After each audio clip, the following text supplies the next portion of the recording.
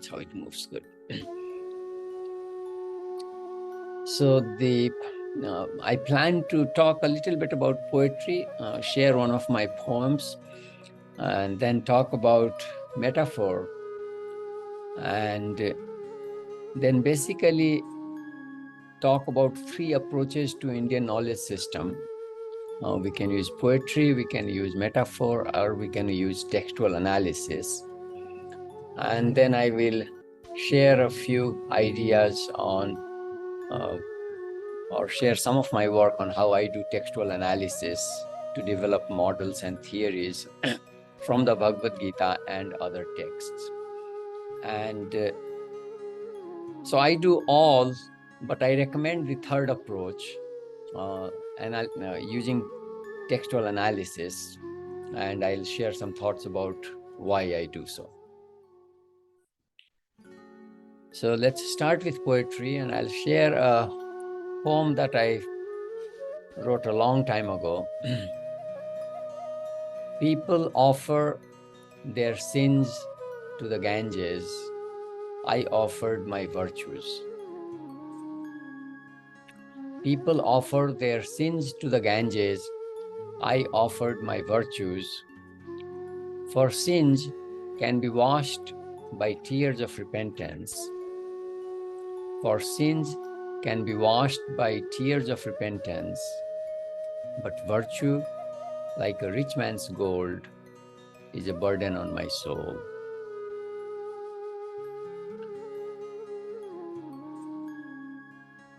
So in our Q&A section, we'll come back and I'll let you share your thoughts on the poem.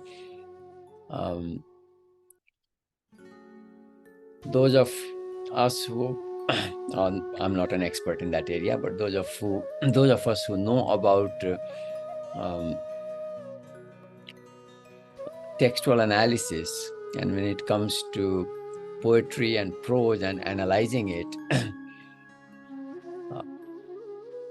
we basically are limited to the poem. So even though I'm the author and I can tell you the background of where I was, what was the inspiration to write the poem, but other people can say, well, that does not matter, because the words that is given to us, we will limit ourselves with the words and not with who the author is and what was the phase of life of the author and where the author was, etc.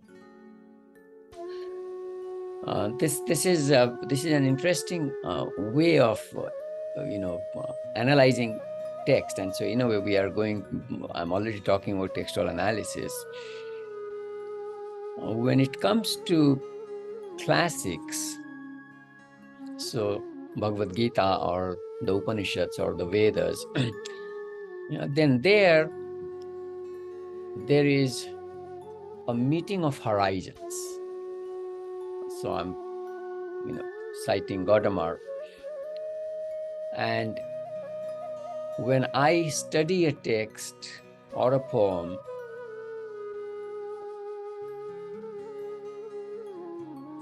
what the author was intending to say and what I feel by reading the text, they kind of come together, and that expands, not for the author who is no more, but for the reader. And so it is the merging of the two horizons, the one that was provided by the author through the text and the one that the reader brings. And this merging of horizon is what we see happen a lot when we are reading poetry. When we are reading texts like the Bhagavad Gita or the Upanishads or the Vedas, I think there's an interesting way of looking at it. So one of my friends who is a disciple of Swami Chinmayanandji and was in the first batch of trainees who are going to become sannyasin. So when Swamiji was traveling, all the young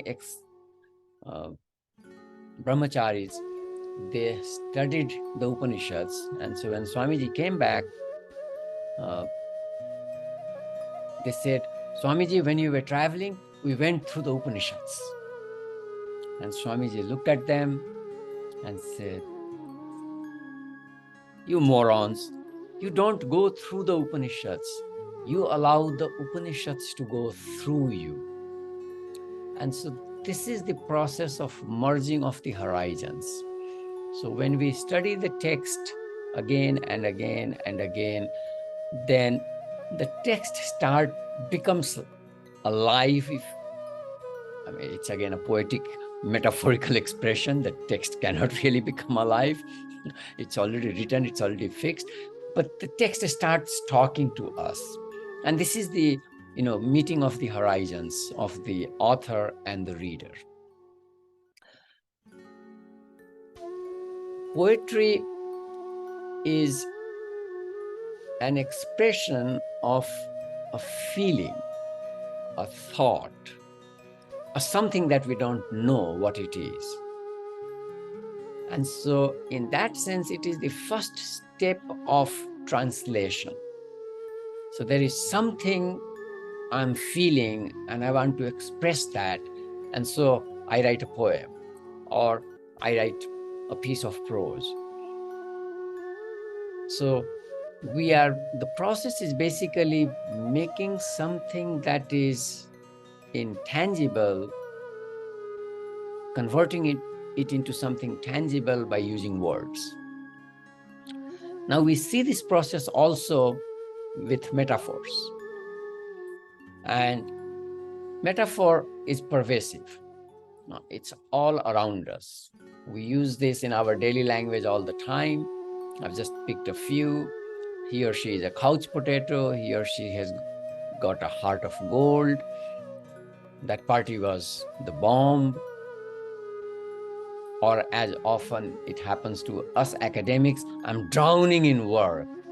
Of course, it is capturing the urgency or helplessness, which is we are overwhelmed. So I'm not physically drowning, but I'm overwhelmed. And so it's become, there's a degree of helplessness and there's a degree of urgency. I need to catch up with my work. And so we can see metaphor basically relates to entities, say A and B, and qualities of A are imposed on B. And that helps us understand B. And so the idea is something that is abstract, we are trying to understand by using something more concrete. Lakoff and Johnson, in their book Metaphors We Live By, argue that thoughts themselves are metaphors. And so this is connecting to poetry when you think about it. And as I said, there's a feeling, there's a thought that I'm trying to express. And that comes out in words as poetry or a poem, or comes out as a prose, a piece of prose or a paper. And in that sense, thought themselves, this is the first translation. And so thought itself is a metaphor because it is expressed in words. And metaphors help us explain something complicated into by using example of something simple or concrete or specific. So I'll give you an example of a paper that I wrote on intercultural communication in the process of developing international projects. So usually what happens is there's a donor and a receiver. So the government of the donor country in a democratic process decides to provide foreign aid to the recipient country.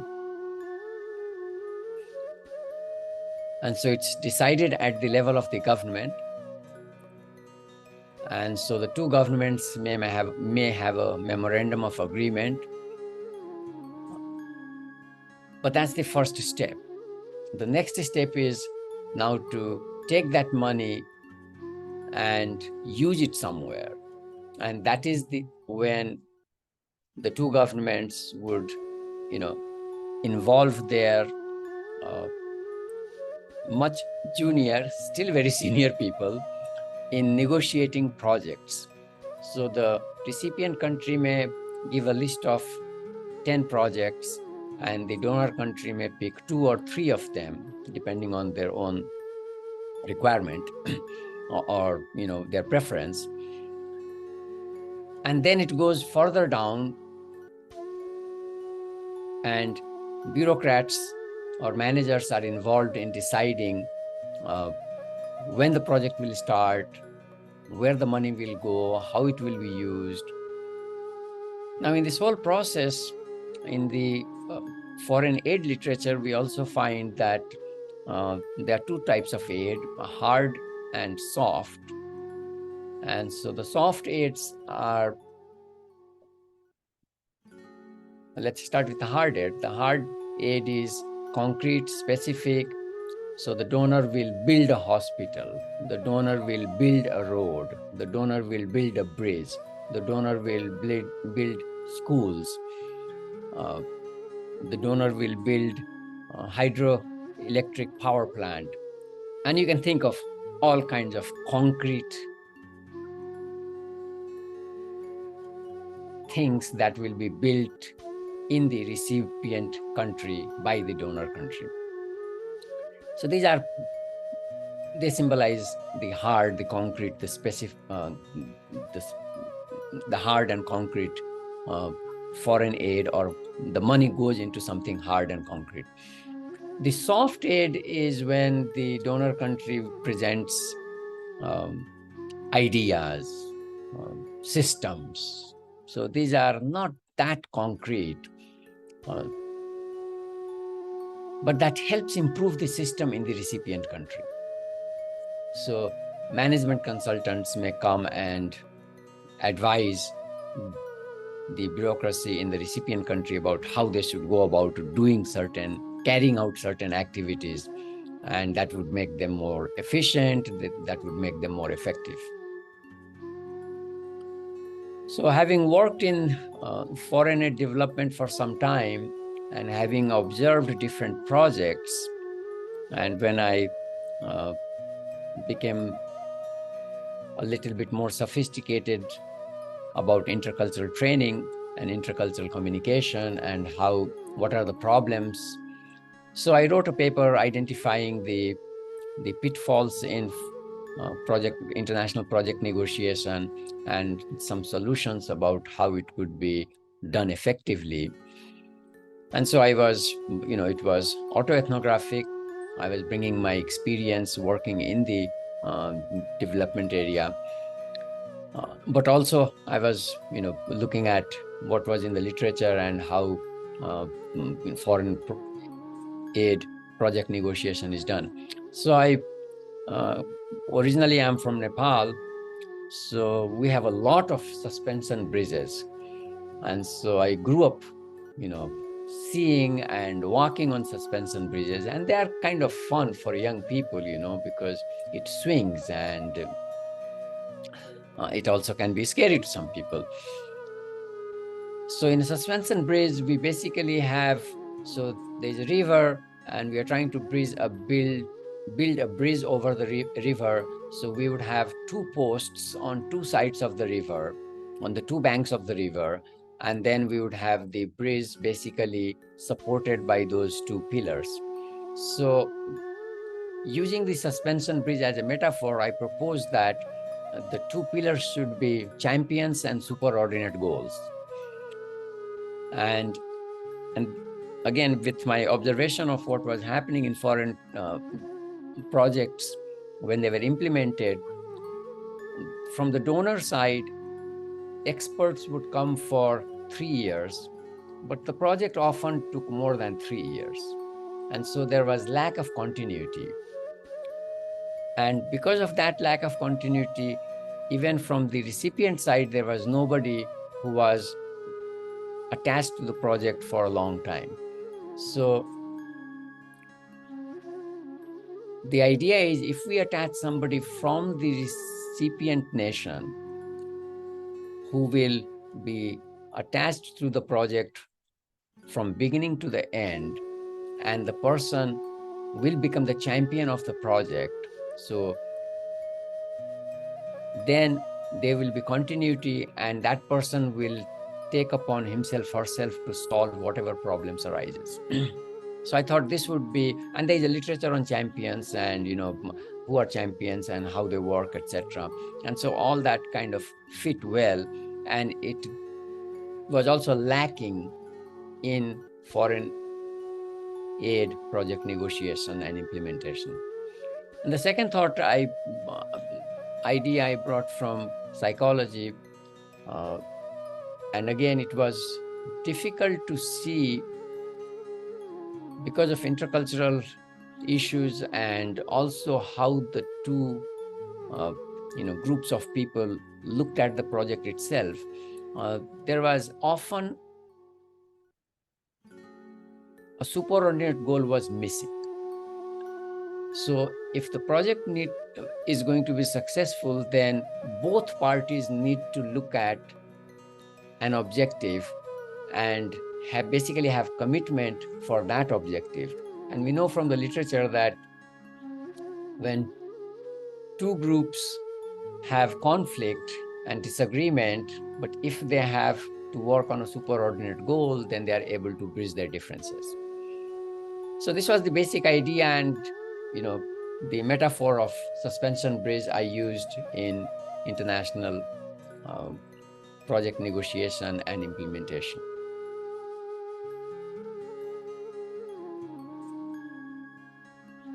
So now coming to the third topic, Indian knowledge system. And as I mentioned, we can have three approaches. We can use poetry, we can use metaphor, we can use textual analysis. When you think about all of the Indian knowledge system, a big chunk of it is written in poetry.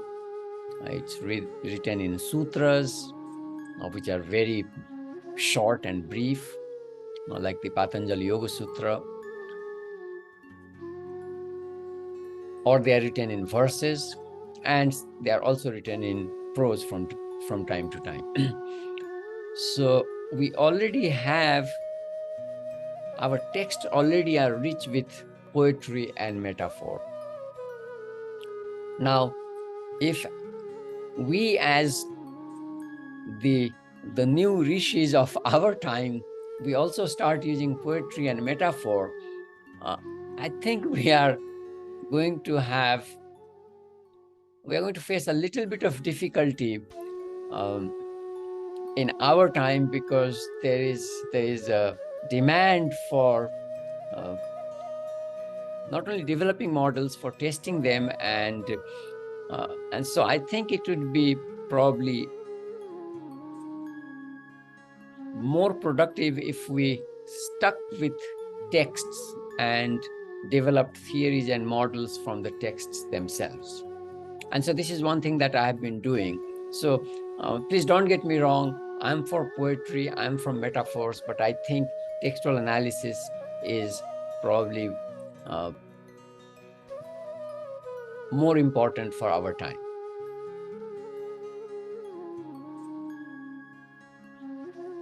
So I would like to share with you, two ideas in the interest of time. So if we think about anger or krodha, so in the Bhagavad Gita, there are 7 verses that mention krodha. So verse 2.62 and 2.63 in the second canto, Dhyayato Vishayan Pumsah Sangasteshu Pajayate Sangat Sanjayate Kama Kamat Krodho Vijayate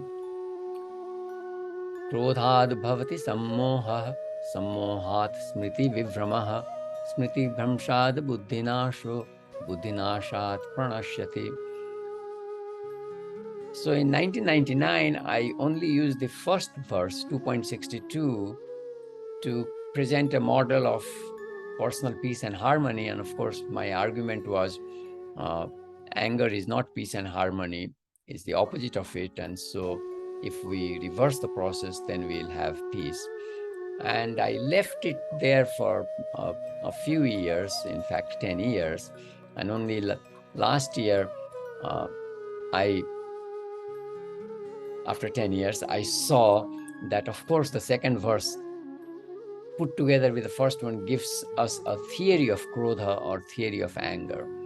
Now, probably 10 years ago, the world was not ready for a theory of krodha from Indian texts or Indian worldview, because a lot of research has gone into mindfulness in the last 10, 15 years.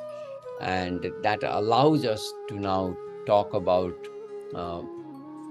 the model that we have, or the theory that we have from the Bhagavad Gita about krodha. Krodha appears again in the third canto in 337.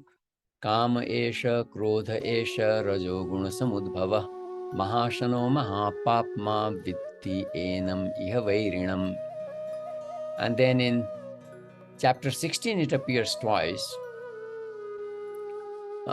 So briefly, in the third canto, what we are getting is that desire and anger are born of rajoguna.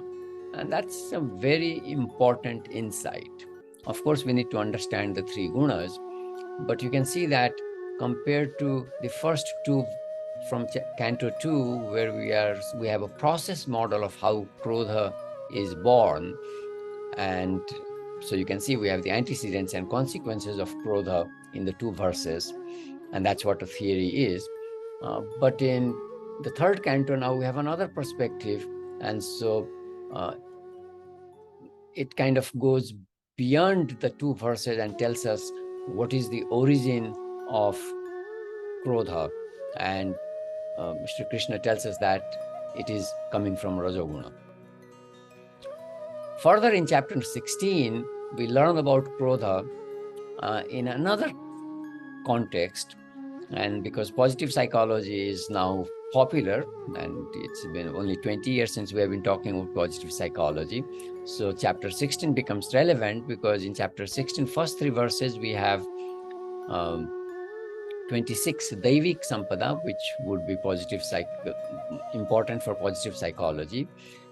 But believe it or not, only after 20 years of positive psychology, people have started criticizing positive psychology. But Sri Krishna, thousands of years ago, already kind of foresaw this, and he did not only present the Daivik Sampada, but also presented the Asuric Sampada.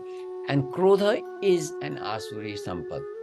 So in 16.4, he says, Dambho darpo abhimanascha krodha parushyam evacha ajnanam chabhijatasya parth sampadam asurim. So now we are getting another perspective on krodha, that it is an Asuri Sampad. So everybody who is with us now, we should become aware that every time we are angry, we are becoming Asuri. And therefore, we need to make effort not to get angry. And towards the end of the 16th canto, Sri Krishna says even something more profound. Trividang narakasya idang dwarang nashanam atmanah kamah krodha tatha lobha tasmat etat trayang tajet.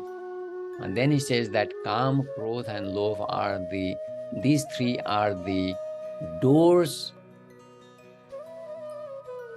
to hell, to Nark, and we should make our effort not to go through that door.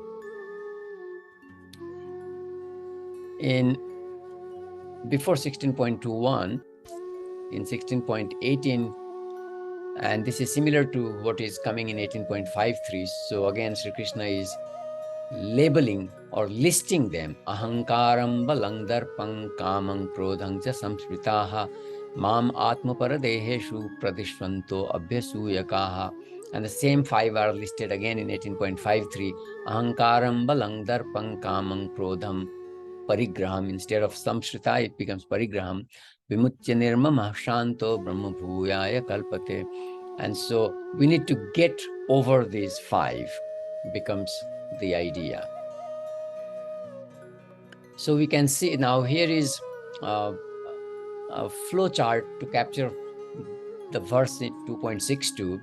So dhyayato visayam pumsa, when a person, self, dhyayato, thinks about something, and here, it's Sanskritam is so rich to talk about these psychological aspects. So we can think about dhyan, but this will be related to all the senses. So we will think about something through the 5 senses. So it could be our eyesight, it could be, hearing something, a music or somebody's voice or touch or something. So when we think about something, dhyayato visayam pumsa sangasteshu upajayate, we get attached to it. So there is thinking and then there is attachment. Now, we don't get attached to everything. So clearly, there is going to be a process involved about what we get attached to. And that's where what is salient to us, what is important to us, what we are passionate about. And another way of saying passionate is what we like and what we dislike. And that basically is rag and dvesh. And this is based on past experience. So we decide what we like and we decide what we don't like based on past experiences. So that gives us attachment, and then from attachment comes desire for that thing. So we don't want everything, we want certain things, the things that we get attached to. Now at this point I thought that of course Sri Krishna goes from desire to anger, and so I'm trying to think in from I would not use the word modern, from our time. So the way we know psychology and the way we think about psychology today.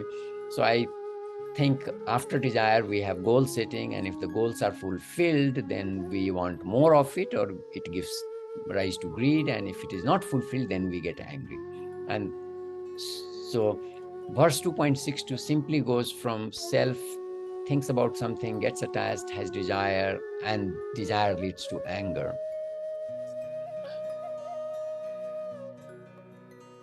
So we can add 2 other things here. So we can say that after anger, we are actually at a behavioral decision point, and after greed, we are again at a behavioral decision point. And so that will provide us the feedback loop, and we'll go back to the self, and the same self will want more of it or less of it. We can put the same thing in different ways. So the self interacts with the material world, and then there is thought or cognition, and then there is attachment, which is cognition plus affect, that leads to desire. Now that can lead to 2 paths. One, we have positive affect, achievement of desire, or negative affect, non-achievement of desire. And so achievement of desire then leads to insatiable desire cycle, and that also leads to ultimately unhappiness.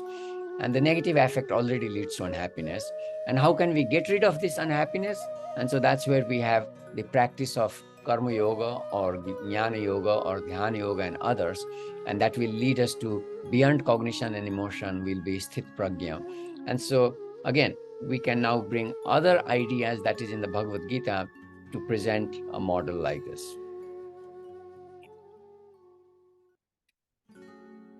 I think I can stop here. Randhirji, Anantaji, or? Yes, please complete this. Okay. Once okay. And then. Okay. So we have 5 minutes. Okay. So if you pay attention here, we have talked about self, but we don't know what self is. So in 262, dhyayato visyan pumsa, but in the 3rd canto, in 342, Sri Krishna provides us the most parsimonious model. And again, this has taken me 20 years to appreciate, because when we study the text and reflect on it and go through it, and then we are doing our, other studies and reflection. So in this model, there is, you probably want to know the verse, so I will. Indriyani parani ahu indriyebhyah param manah manasastu para buddhi yo buddhehe paratastu saha. So Sri Krishna says that the manas is stronger than the indriyas. So we have 5 senses, and the manas is stronger than them, and we have different metaphors that comes in the Bhagavad Gita and in other places, where the manas becomes the rope that controls the senses. And the buddhi is stronger than manas, or more powerful than manas. And that, so the word Atman is never used. So it's referred to as that. And so what is stronger than buddhi? It's that. And so that's the Atman, or the metaphysical self. So we can see that Shri Krishna does not even use ahankar in here in this model. And if you think through, at least in my reflection, I find that I can do without ahankar and understand psychology by simply using manas, buddhi, and atman and the senses. And basically then we have physical self, which is the sanghat, which comes in chapter 13, all combined together. So the internal, external organs all combined together, that's the physical self. And then we have the social self. And the self grows infinitely in the internal direction as well as in the external direction. So in the external direction, we have attachment, and we are driven by social comparison, and this is driven by me, more. Whereas on the internal journey, it's driven by idang namama, this is not for me. It is driven by neti, I'm not this. But both this process kind of lead to an infinite growth of the self. One is internal and the other is external. And we have this internal journey is called adhyatmic or adhyatma, and the external one is in the material world. And we can connect this with, all kinds of texts. So if those of us who are familiar with Adi Shankara's Shivoham Stotra, so if we can see that he uses, and so I've broken it down, and he uses social self, physical self, psychological self, and basically says, I'm not that. And so this we can see that there is that social self, physical self, and psychological self that exist. And then it also leads us to kind of think about, so how does self-efficacy work?